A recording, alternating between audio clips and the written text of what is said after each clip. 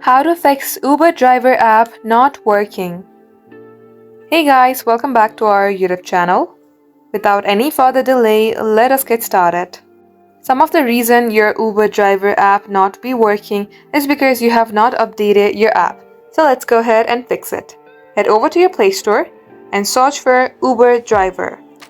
As you do so, if you see update instead of open, then you have to tap on update and update your app.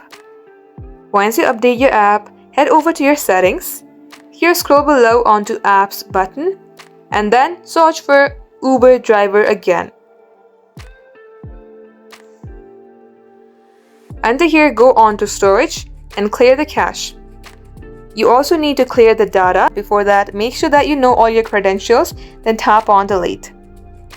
And once you do so, tap on to force stop here, then tap on OK.